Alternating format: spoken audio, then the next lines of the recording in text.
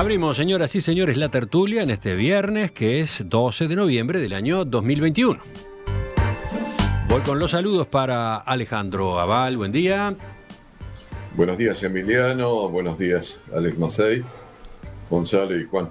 Bueno, ya quedó mencionada quién es nuestra invitada esta mañana, la profesora Alex Macei. Buen día, Alex. Buen día, gracias por la invitación, me siento muy bien en este grupo de queridos amigos. Marcia Collazo, recuerden, está de viaje, está en España por 2 o 3 semanas. Entonces hemos invitado a Alex Macei, profesora de historia, que ustedes recuerdan, por ejemplo, por haber sido directora general de Educación Secundaria y últimamente por haber sido presidenta del Instituto Nacional de Evaluación Educativa. Pero bueno, tiene una larga trayectoria docente y como investigadora también, ¿no? Investigadora, docente, orientadora, inspectora y consultora en temas de educación, por ejemplo, educación y género a nivel nacional e internacional. Didáctica de la historia es otro de tus temas, ¿no? Sí, he sido largos años profesora del IPA de Didáctica de la Historia. Bueno, bienvenida entonces, vamos a ver cómo te va en estas lides. Bueno, sigo gracias. Saludando a Juan Grompone, buen día. Bueno, buen día para todos y en particular a Alex, que hace tiempo que no nos vemos. Cierto. Y el último saludo para Gonzalo Pérez del Castillo. Muy buenos días para todos, bienvenida Alex. Vamos entonces al tema 1. Con la coordinación de los politólogos Adolfo Garcés y Fernanda Boidi y con el respaldo de la Fundación Konrad Adenauer, empezó esta semana el ciclo de foros titulado La máquina de aprender, donde académicos y políticos debaten sobre la democracia uruguaya y las formas de mejorarla. El primero de estos intercambios tuvo lugar este jueves y se centró en cómo perfeccionar la asesoría parlamentaria, es decir, los mecanismos de asistencia técnica que tienen los diputados y los senadores para el desarrollo de su labor legislativa. Pero claro, seguramente ese no es el único aspecto a mejorar en el funcionamiento del Poder Legislativo y entonces, por eso, les pregunto, ¿cómo mejorarían ustedes, estimados tertulianos, el Parlamento de la República Oriental del Uruguay? Voy a darle la palabra primero a Gonzalo, porque él justamente estuvo participando de la actividad en el Palacio Legislativo este jueves. Entonces... Ok. Bueno, muy bien. Yo también no mencionaste que tuve el honor de ser invitado como moderador de la reunión ayer en el Palacio Legislativo, así que estuvimos con consultores internacionales presentes desde Israel, desde Chicago, desde distintas universidades americanas, desde Alemania, gente que estuvo contribuyendo a esto que tenía que ver con la asesoría. Pero tengo entendido que hoy de mañana vamos a discutir algo más amplio sobre cuáles son los apoyos que tienen los legisladores. Todo esto, en el fondo, este seminario parte porque, por más de que la función del Parlamento es legislar, la mayor parte de las iniciativas legislativas en el Uruguay y en otros países, en buena medida también, parten del Poder Ejecutivo. ¿Por qué? Porque tienen cuadros técnicos capaces de hacer estas leyes. Ahora, yo le voy a dar algunas cifras. Para mí fue bastante emotivo lo de ayer, porque fue volver a esa casa donde pasé 2 años trabajando y tuve la alegría de ver que el esfuerzo que nosotros habíamos hecho y que no se volvió a repetir, todavía se recordaba. Incluso algunos de los panelistas eran muchachos que entonces eran muy jóvenes y que habían trabajado en nuestro equipo, que fue un heroico esfuerzo por tratar de modernizar el Poder Legislativo. Pero sí les voy a dar algunos datos para encauzar un poco la discusión. El Parlamento uruguayo hoy día cuesta unos 125 millones de dólares por año. Los legisladores no cuestan más de 20. Es decir, que hay 105 millones de dólares que son para apoyo a los legisladores. Yo creo que esto es una cosa bien importante para diferenciar de entrada, porque es muy difícil, o sería realmente una falta de respeto, tratar de pretender decirle al Parlamento, institución de la democracia, es decir, a los legisladores, aquellos a quienes el pueblo le han dado el poder de representarlos, decirle cómo es que tienen que hacer su trabajo. Entonces, cualquier modernización del Parlamento no se puede meter con ese Parlamento institución de la democracia, porque cada legislador con todo derecho va a decir yo actúo como mejor me parece porque para eso fui electo. Pero este otro Parlamento, el Parlamento organización, es decir, ese cúmulo de recursos humanos, financieros, tecnológicos que se ponen a disposición del Parlamento institución para que cumpla sus funciones, yo creo que sobre eso sí hay que opinar y eso sí tiene que ser gastado en forma eficaz y en forma eficiente. Entonces, le voy a dar algunos datos de lo que nosotros nos encontramos en aquella época. Y no lo hago simplemente por una cuestión histórica, sino porque esos problemas fundamentales todavía siguen sin resolverse.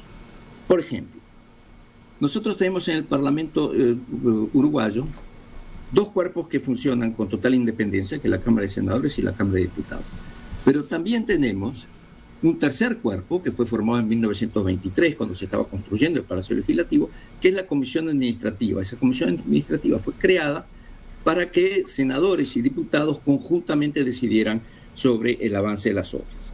Esa Comisión Administrativa hoy día tiene más empleados que cualquiera de las 2 cámaras, y lo tenía en aquel entonces, y tengo entendido que lo sigue teniendo hasta ahora. Después, como consecuencia de la reintegración, cuando volvió la democracia, como consecuencia de la reintegración de todos aquellos funcionarios que habían sido despedidos por la democracia, se tomó la resolución, muy buena resolución, de reincorporarlos. Y no solo reincorporarlos, sino que rehacerles su carrera administrativa. Con lo cual, cuando nosotros llegamos al Parlamento, que ya habían pasado 2 pedidos, había pasado el primer gobierno de Sanguinetti y el primer gobierno de la calle, Herrera, ese problema no se había resuelto. Y entonces la relación, y por supuesto como a la gente se le había rehecho su carrera, la relación de funcionario a jefe o director era más o menos de 2 funcionarios por cada jefe y director. Como resultado de esto también no había un organigrama en el que nadie estuviera de acuerdo. Y yo me acuerdo que hubo batalla, yo le pedía que me dé los organigramas y no me los podía conseguir. Y entonces me decía, pero es tan importante. Yo le decía, es fundamental, porque si no tenés un organigrama no sabes quién manda a quién. Y no se podía hacer un organigrama porque había muchos más puestos de cargos de directores y de jefes de lo que había direcciones y jefaturas. Bueno, y había unas cuantas cosas más. El tema, nosotros tratábamos de hacer una serie bueno, hicimos un estudio verdaderamente a fondo, con muchísimas dificultades, algunas de las cuales fueron recordadas ayer, como algunos senadores, que no voy a nombrar porque fallecieron, que dijeron que nosotros éramos un caballo de Troya metido dentro del Parlamento, pero por el coraje de Hugo Batalla y por su forma de ir para adelante con esto, logramos hacer el estudio en el Senado y en la Comisión Administrativa, un estudio a fondo. No pudimos hacerlo en la Cámara de Diputados, porque la Cámara de Diputados es un ente totalmente independiente y ahí Hugo Batalla no podía ordenar nada. Por lo tanto, ¿qué fue lo que pasó? Nosotros entregamos, bueno, todo un estudio a fondo de Senado y Comisión Administrativa con algunas cosas que evidentemente se reflejaban para la Cámara de Diputados, pero ahí no pudimos estudiar. Y el primer paso era que encontramos 300 cargos, de los cuales 80% eran jefes o directores, que no tenían ninguna función. Evidentemente, porque digo, por lo que conté antes. Es decir, no era culpar a nadie, era simplemente señalar que 300 cargos no tenían ninguna función. Esos cargos, con un préstamo del BID, se le pagó a esa gente 15 meses de sueldo con la condición de que ese cargo cesaba al vacar.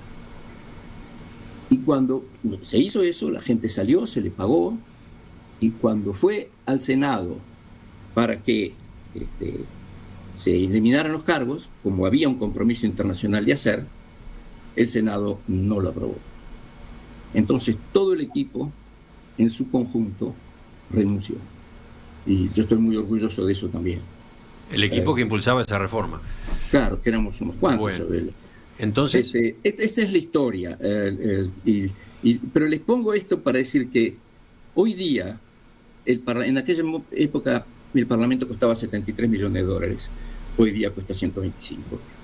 Pero esas proporciones y esos problemas, y ese problema de estructuras y de funcionamiento, yo sospecho que siguen muy parecidos. Eso lo digo como introducción a este tema. Bueno, acá tenemos un encare de asignaturas pendientes en el Parlamento que habría que encarar y que, como señala Gonzalo, tienen larga data incluso, o han sido objeto de intentos de reforma que no prosperaron. ¿Quiénes van ahora con otros enfoques? ¿Quién sigue? ¿Juan? Sí. Bueno, yo nunca fui parlamentario, no soy político, ni pienso serlo, pero he juntado unas cuantas sugerencias para hacerlo del Parlamento. ¿Tienes una lista? Sí, tengo cinco sugerencias concretas. Creo que básicamente el Parlamento debería entrar al siglo XXI, ¿no? Es decir, está entre el siglo XIX y el siglo XX. Entonces, empecemos. La primera sugerencia: el Parlamento tiene 130 legisladores y 10 veces más funcionarios. Lo razonable es eliminar burocracia, es decir, que es lo que de alguna manera ya contó, relató Gonzalo, ¿no? Y por supuesto creo que tiene que conservar el presupuesto, no debe, es decir, que debe conservar el dinero que actualmente tiene para por ejemplo, para contratar asesoramiento que en general es necesario, pero que no son funcionarios alternos, son funcionarios eventuales que por un plazo y por un tema. En segundo lugar, yo creo que debe introducir introducir el voto electrónico y dejar de levantar la mano para votar. Cada vez que yo veo una votación de 100 legisladores levantando la mano y alguien contando los votos y mirando si hay qué cosas u otras, es un disparate. En todos los parlamentos del mundo, o casi todos los parlamentos del mundo razonables del siglo XXI, el voto es electrónico y queda todo registrado y automático. En tercer lugar, introducir el registro electrónico de las sesiones. Es decir, creo que el taquígrafo es un fenómeno del siglo XIX y del siglo XX, pero es decir, pasemos al siglo XXI. Todo eso se puede redactar, se puede grabar en video, y además se puede transcribir casi automáticamente. Es decir, que sería muy poco la tarea humana que tendría que hacer. Otra opción: creo que hay que limitar gradualmente el tiempo de los oradores. Es decir, los parlamentos, pienso en el Parlamento inglés y el Parlamento norteamericano, donde las intervenciones son de 1, 2 o 3 minutos. Y pienso en nuestra tertulia. En nuestra tertulia tenemos 5 personas, 45 minutos y 2 temas. Es decir, eso da un poquito más de 4 minutos para cada tema. Y sin embargo se pueden hacer discusiones interesantes. Entonces yo diría que esos 30 minutos que tienen los oradores y que además se pueden extender son una barbaridad, que deberían reducirse paulatinamente para que se acostumbren a ser concisos y breves, hasta llevarlo, por ejemplo, a 5 minutos como máximo. Y mi última sugerencia es contratar una consultoría externa que analice las 19.000 leyes y liste las leyes inútiles, obsoletas, redundantes, innecesarias. Así el Parlamento puede, de una vez por todas, eliminarlas. Simplemente el Parlamento finalmente borrarla del registro. Y de esta manera comenzará a ser más eficiente y entrará al siglo XXI. Bueno, tenemos más ideas. Gonzalo, ¿te gustaron? Sí, totalmente de acuerdo, pero bueno, sobre los taquígrafos podemos conversar. Seguramente sí, esa discusión va a se haber instala taquígrafos enseguida en la audiencia que van a protestar por lo que dijiste, Juan, y preparar. Ya la hemos tenido. A propósito, Gonzalo, te pregunta Juan, desde la audiencia, otro Juan de Palermo, ese costo que manejaste hace un rato del Parlamento, ese costo en millones de dólares, ¿a qué corresponde? ¿Al año 2020. Es el costo de un año.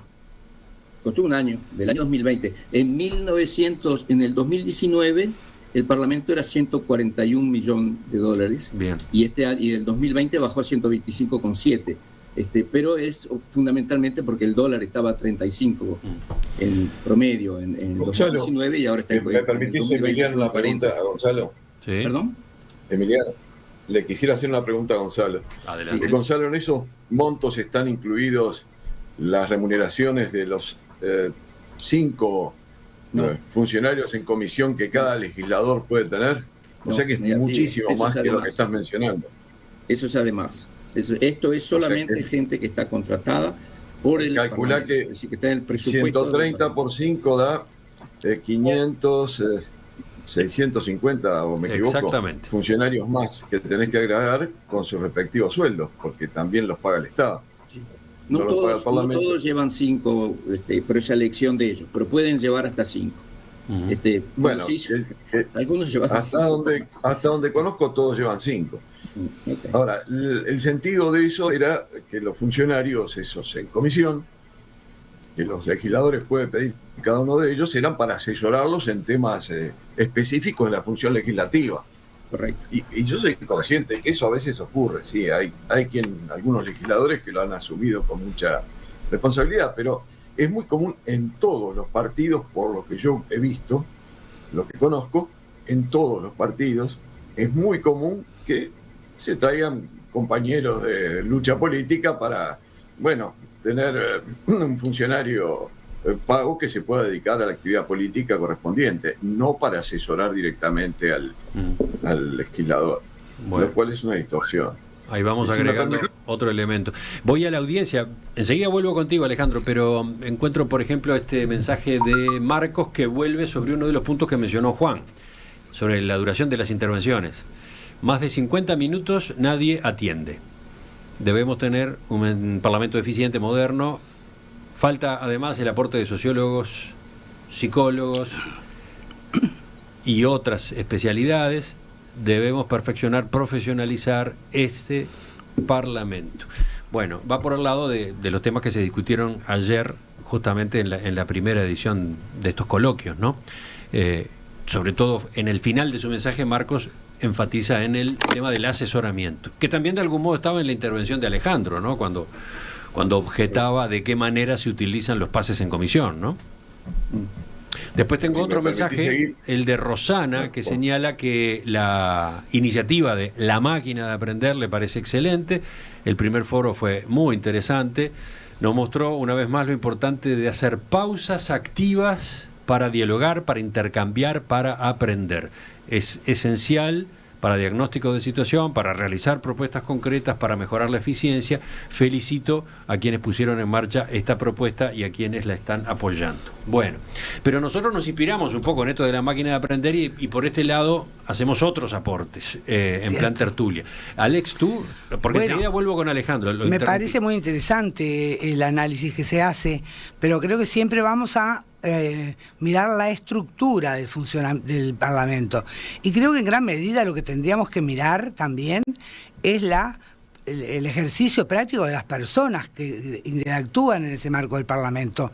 Muchos intentos se han hecho también de dar apoyos técnicos para fortalecer y capacitar más a quienes están al frente de esto. Yo creo que por mejor estructura que tengamos, si no tenemos una cultura de la participación, una cultura que genere justamente el respeto intelectual a la palabra del otro, la inclusión en el debate de los otros, y eso, perdónenme que lo diga, y eso es un problema profesional, tiene que ver con la educación. Me parece que ahí es que tenemos que ver. Nos vanagloriamos y nos gusta mucho la democracia y la República Uruguaya, pero bueno, estamos mirando muy poquititos indicadores cuando decimos que es tan democrático y todo lo demás. Si después nos sentamos a mirar y a analizar desde la perspectiva de los discursos, de los diálogos, de cómo se construye esta ciudadanía, y el Parlamento es uno de esos lugares, me parece que falta mucho y que deberíamos volver a generar prácticas más participativas en la sociedad toda. Bien, agrega Alex este otro elemento, capaz que tiene más, me parece que sí, por los apuntes que le veo, pero Alejandro, ¿sigues tú ahora? Bueno, en realidad, a ver, alguna cosa se está intentando hacer en ese sentido, incluso en estos tiempos. Por ejemplo, tengo conocimiento no muy profundo de que, por ejemplo, Jorge Lanzaro, Martín Rizzo y alguien más han sido bueno, de alguna manera contratados por, creo que la presidenta de la Asamblea General, o mejor dicho, el Senado, para, bueno, dar conocimiento al personal del propio Palacio Legislativo sobre una serie de cuestiones técnicas vinculadas a la labor parlamentaria. Gonzalo Aguirre lo había hecho en otra época, y seguramente otros muchos. Pero lo que yo quería hacer notar es que hay leyes que están plagadas de errores, de errores técnicos, ¿no? No me refiero a cuestión de decisiones políticas, sino que la decisión política está, bueno, transparentada en una ley llena de errores técnicos. Y eso ocurre a menudo. Yo miro, por ejemplo, y voy a poner un solo ejemplo, algo importante, y en absoluto estoy en desacuerdo con la ley. La 19.580 es una ley que dispone normas contra la violencia hacia las mujeres basada en el género, por ejemplo, dice disparates técnicos. Pero no es que las soluciones a las que apunta estén mal, al contrario, está muy bien y hay que apoyarlas, pero de verdad que en mi concepto, y creo que no es el único que piensa así, está llena de disparates técnicos, que no quiero entrar a abordarlos ahora porque sería una cuestión complicada. En algunos casos que afectan directamente, sobre todo en materia de derecho de defensa, afectan seriamente el derecho de defensa. Está garantizado por cualquier ley, bueno, por cualquier constitución y tratado internacional. Pero no es por mala voluntad, es porque, a mi juicio, hay falta de asesoramiento. Hay alguna... Alejandro, ¿existe en otros parlamentos una institución o... Es lo que iba a mencionar, no sé si es el nombre de una institución, que es una comisión técnica que una vez que los partidos llegaron a un acuerdo en torno a un texto y antes de que se someta a votación, lo revisa, ¿no? Efectivamente, eso era lo que iba a mencionar ahora, Emiliano. Hay algún país europeo, no sé cuántos más aparte del que tengo presente, en el cual las leyes, antes de ser formalmente aprobadas y una vez que existe acuerdo para aprobarla, el acuerdo necesario para que se apruebe, deben pasar por una comisión que controla bueno, para simplificar, la redacción de la ley para ver que no haya cuestiones discutibles o que sean inconstitucionales o inapropiadas o que incluso no transparenten lo que se quiere decir, que es lo que a menudo ocurre. Sí, a menudo nos encontramos, y lo digo como periodista que tengo que tratar leyes que después se aplican y que generan discusiones, leyendo textos de leyes ya aprobadas, ni que hablar en proyectos de ley, ¿no? Pero muy a menudo nos encontramos en textos de leyes aprobadas artículos muy oscuros, completamente confusos, ¿no? Bueno, mirá, a veces las comisiones del Senado o de diputados piden asesoramientos. A ver, yo estuve hace 2 o 3 días en la Comisión de Constitución y Legislación del Senado a raíz de un proyecto de ley sobre, bueno, la prisión domiciliaria que está ahí en estudio del Parlamento. Y no quiero entrar a discutir sobre la finalidad del proyecto ni si estoy de acuerdo o no con la idea. Quizás esté de acuerdo, quizás no, pero lo que sí puedo decir que el proyecto está plagado, a mi juicio, de errores técnicos importantes, y así lo hicimos notar, ¿no? ¿Verdad? Que hacen hasta difícil entender lo que se quiere decir muchas veces. Está bien, la comisión pide asesoramientos, pero en alguna época, hace 20, 25 años, creo que fue impulso del decano Yeltsin Vidal, o quizás de Pilar Rodríguez, no lo estoy presente porque yo trabajé con los dos, pero fue con uno de los dos. Se llegó a un acuerdo con el Parlamento para que el Parlamento le pidiera el asesoramiento formal a la Facultad de Derecho de la Universidad de la República sobre cuestiones formales e incluso pagando horas por ese asesoramiento. Y eso funcionó, pero funcionó muy poco. Era un mecanismo, casi diría, un poco pesado. La idea estaba muy bien, pero era un mecanismo pesado. Quizás lo que habría que apuntar es algo como lo que tú mencionabas, Emiliano, y bueno, que yo quería mencionar, pero me ganaste de mano, sobre las comisiones europeas que deben opinar técnicamente, no sobre la voluntad política que está atrás de los proyectos de ley, sino cómo se está instrumentando esa voluntad política, Alex, para evitar cuestiones disparatadas. Estamos pensando como en un corrector de estilo, como hay en las prensas, en los diarios, en las publicaciones. Debería ser. Algo más que eso, Alex, porque no es solo el estilo, ¿no? También es las cuestiones técnicas. Digo, no solo el estilo de redacción, sino las soluciones desde el punto de vista técnico que pueden merecer observaciones y que los legisladores no se dan cuenta. Bueno, no vamos a agotar el tema acá. Yo creo no que, nos proponemos eso, pero capaz que por lo menos un par de apuntes más puede haber. A ver, yo sigo insistiendo en el tema de la educación, porque creo que además es una forma de convivencia y de trabajo muy particular el Parlamento. Yo también, como decía Juan, nunca fui política, nunca integré el Parlamento, pero sí entiendo que requiere también un aprendizaje, un conocimiento y una formación. No en vano los mejores legisladores venían con trayectorias de militancia estudiantil, que tenían formación en la participación en debates y en asambleas, y creo que eso lo hemos perdido. En el sistema educativo hemos instado en varias oportunidades asambleas estudiantiles por liceos, por departamentos nacionales, organismos colectivos, y creo que debemos estimular mucho la participación, no solo por lo que producen, por el contenido, sino por la práctica del procedimiento, del método de trabajo. Creo que es un método muy particular y que no se resuelve la cosa con ponerle topes horarios, sino que lo que hay que generar justamente es un manejo del instrumento y un respeto por el otro y una inclusión de la escucha del otro. Por eso digo que son técnicas de convivencia que implican también ponerse en lugar del otro y recoger y enriquecerse, por cierto, ¿verdad? Porque es un organismo muy importante en el país. Gonzalo, Juan, ¿les queda a ustedes también una intervención breve cada uno? A Gonzalo no se oye, Gonzalo. No sé si ahora me escuchan. Me pasé al celular porque... Sí, andabas de paseo por la casa. Se ve que no sé qué fue lo que dije, pero alguien de los servicios secretos me boicoteó mi participación en esta tertulia. Lamentablemente no pude escuchar a lo que dijo Alex y solo el final de lo que dijo Alejandro. Yo voy a decir una cosa.